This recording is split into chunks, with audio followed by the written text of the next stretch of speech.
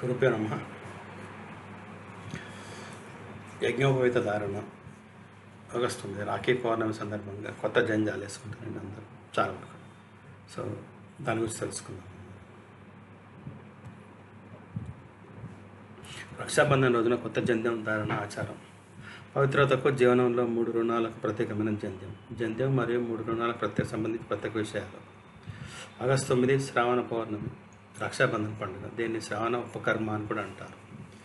ఇది సోదరుడు సోదరి బంధాన్ని ప్రసిద్ధి చెందిన పర్వదినం అయినప్పటికీ దీనికి మరెన్నో ఆచారాలు కూడా అనుసంధానమై ఉన్నాయి.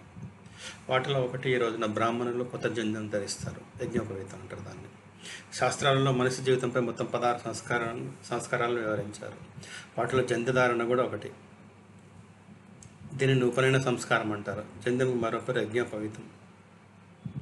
జంధ్యం అంటే యజ్ఞం మరియు ఉపనయనంతో అనుసంధానమై ఉన్నది. ఈ ధరించిన వారికి తాను సాధారణ వ్యక్తి కాదని, ధర్మము, జ్ఞానము మరియు ఆత్మశుద్ధి మార్గంలో నడిచే బ్రాహ్మణుడని గుర్తు చేస్తుంది. మనుస్మృతి గృహసూత్రాలలో ఉపనయన యజ్ఞోపవీతాల గురించి విషదంగా వివరించారు. ఉపనయన సంస్కారానంతరం మనిషికి 2వ జన్మ కలుగుతుంది. అందుకే ద్విజుడు అంటారు అన్నమాట. 2వ జన్మ కలుగుతుందని శాస్త్రాలు చెప్తాయి.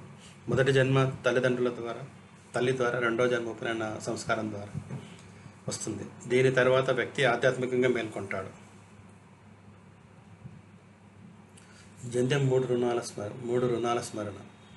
జంధ్యం 3 తంతులతో కలిసి ఉంటుంది. దీని సత్వము, రజసము, తమస త్రిగుణాల ప్రతీకలు. వీటిని భూత, వర్తమాన, భవిష్యత్తుతో కూడా అనుసంధించేవారు. ఈ 3 తంతువులు బ్రహ్మ, విష్ణు, మహేశ్వరుల ప్రతీక. అలాగే మానవ జీవితంలో 3 రుణాలు కూడా ఇవి చిహ్నాలు. మాతృ రుణం, పితృరుణం, ఋషి రుణం, గురు రుణము మరియు దేవ రుణం. జంధ్యం ధరించిన వారు ఈ 3 రుణాలకు సంబంధించిన వారు బంధించబడి ఉంటారు. వాటిని నెరవేర్చే బాధ్యత తమపై ఉందని అంగీకరిస్తారు. 3 రుణాలు ఎలా తీర్చాలి? దేవరుణం. ఈ రుణంలో దేవుడు, దేవతలు, ప్రకృతి తత్వాలు, సూర్యుడు, అగ్ని, వాయువు, భూమి, ఇంద్రుడు మొదలైన వాటి పట్ల ఉంటుంది. వీరిని తీర్చడానికి యజ్ఞము, హోమము, పూజ, మంత్రజపం చేయాలి. దేవుని పట్ల భక్తి, సత్యము, ధర్మం అనుసరించాలి. ప్రకృతి, పర్యావరణ పరిరక్షణ కూడా అందులో ఒక భాగం. దాని ద్వారా ఈ రుణం తీర్చబడుతుంది. ఋషి రుణం. ఇది వేదాలు, శాస్త్రాలు, ఉపనిషత్తులు, న్యాయం, యోగం వంటి దివ్య జ్ఞానాన్ని ఇచ్చిన ఋషులు, మునులు, గురువుల పట్ల ఉంటుంది. దీన్ని తీర్చడానికి వేద ధర్మ గ్రంథాలు, ఉపనిషత్తులు అధ్యయనం మరియు ప్రచారం చేయాలి. గురువుకు సేవ చేయాలి. గురువును గౌరవించాలి. బోధన, రచన, ఉపదేశము, స్వాధ్యాయం ద్వారా ఇతరులకు జ్ఞానం పంచాలి. పితృణం.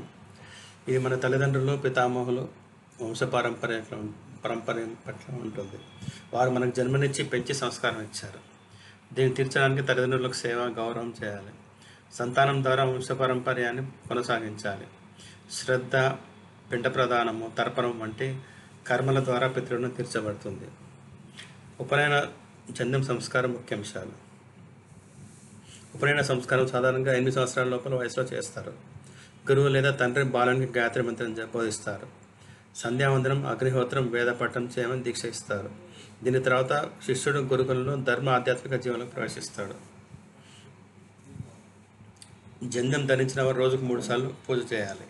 ఉదయం సూర్యోదయ సమయంలో, మధ్యాహ్నం, సాయంత్రం సూర్యాస్తమయ సమయంలో. ఈ పూజలను సంధ్యావందనం అంటారు. ఈ సమయంలో గాయత్రి మంత్రం జపం చేయడం ద్వారా ఆత్మశుద్ధి కలుగుతుంది. ప్రతి సంవత్సరం శ్రావణ పౌర్ణమి నాడు యజ్ఞోపవీతం మార్చబడుతుంది. దీన్ని ఉపకర్మ అంటారు. పాత జంధ్యం విసర్జించి కొత్తది మంత్రాలతో ధరించబడుతుంది. ఇది గురువు, వేద, జ్ఞానం పట్ల భక్తిని వ్యక్తపరిచే సంకేతం.